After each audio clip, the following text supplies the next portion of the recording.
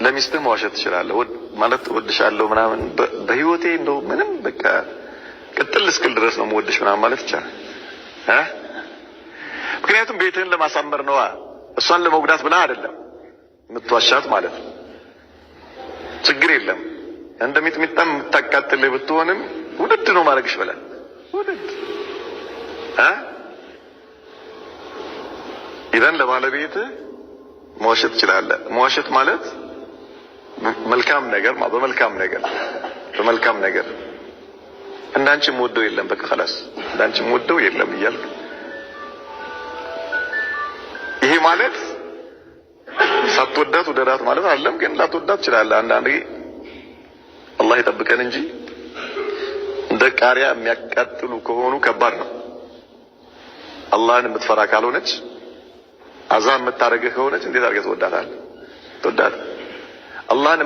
የምትፈራ ከሆነች እስክታያት ድረስ ይጨንቃል ማለት ነው እሷም አንተ እስክትመጣ ይጨንቃታል አላህን የማትፈራ ከሆነች ግን نسأل الله السلامة والعافية الله يطبقك ከባድ ነው والله ቅጣት ነው በዱንያ ላይ ቅጣት አላህን የማትፈራ ሴት አላህን የማይፈራ ልጅ በጣም ከባድ አላህ ይጠብቀን ብሎ ዱዓ ማድረግ ያስፈልጋል ልጅ ስጠኝ ስትል ሳሊህ የሆነ ልጅ ስጠኝ ብለህ ዱዓ አድርግ ሚስት ስጠኝ ስትል ሳሊህ የሆነች ሚስት ስጠኝ አላህን የምትፈራ خلاص አላህን የምትፈራ ከሆነች ካንተ ጋር ትራባለች ትጠማለች ምንም አይመስላትም ሁሌም ደስተኛ ነች በስ አልহামዱሊላህ ትብቃቃለች ቀና አላት አላህን የማትፈራ ከሆነች ግን ከባድ ነው ነስአል አላህ ሰላመተ ወልዓፊያ ግን አንተ ዱላ ከማንሳት ቦክስ ከመቅጠም ወድሻለሁ እያልክ አታላት ነው ሚጥሚጣም ብትሆንብህ እንኳን